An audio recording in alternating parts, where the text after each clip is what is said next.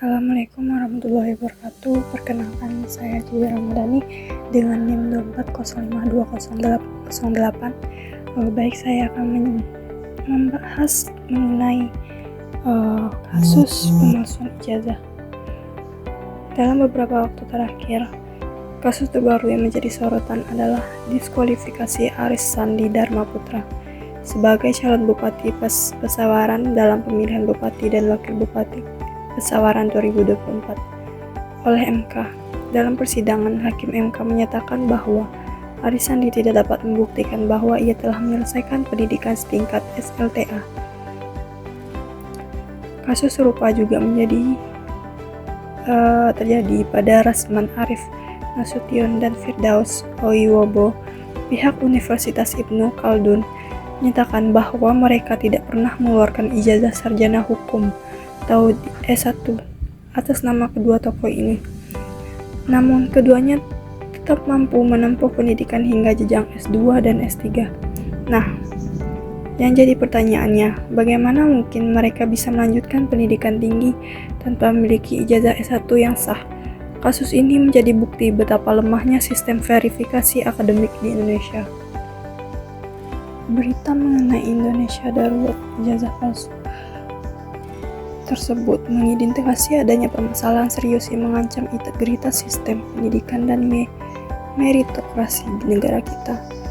Fenomena ijazah palsu adalah cerminan dari penyakit sosial yang lebih dalam yang tidak hanya merugikan Indonesia atau institusi, tetapi juga menggerogoti fondasi etika dan moral bangsa. Praktik penggunaan ijazah palsu adalah bentuk penipuan yang sangat merusak.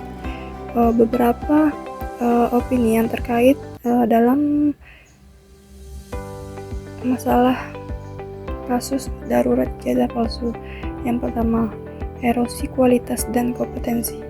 Ijazah adalah bukti pengakuan atas kompetensi dan kualifikasi seseorang setelah menempuh pendidikan tertentu.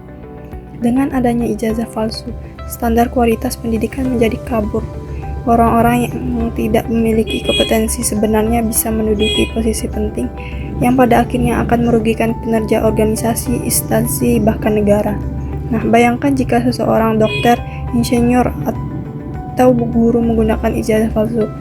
Dampaknya bisa fatal bagi masyarakat. Yang kedua, merusak meritokrasi dan keadilan.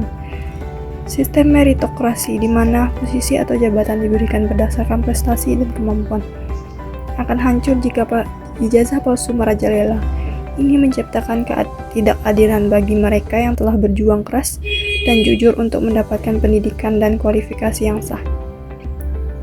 Yang ketiga, krisis kepercayaan.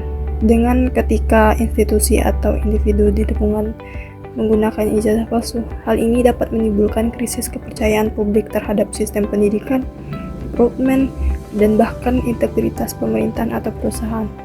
Masyarakat akan bertanya-tanya, nah, apakah proses seleksi atau penerimaan pegawai atau mahasiswa benar-benar bersih dan adil? Nah, opini yang keempat yaitu dampak ekonomi dan sosial jangka panjang. Individu yang menggunakan ijazah palsu mungkin mendapatkan pekerjaan atau kenaikan gaji, tapi dampak negatifnya meluas. Lingkungan kerja menjadi tidak kompetitif, inovasi terhambat, dan produktivitas menurun. Secara sosial, ini dapat menciptakan masyarakat yang permisif terhadap ketidakjujuran yang sangat berbahaya bagi pembangunan karakter bangsa. Nah, secara keseluruhan, darurat ijazah palsu bukan hanya masalah administrasi, tetapi krisis moral dan etika yang mendalam yang memerlukan penanganan serius dari pemerintahan, lembaga pendidikan, dan kesadaran kolektif masyarakat.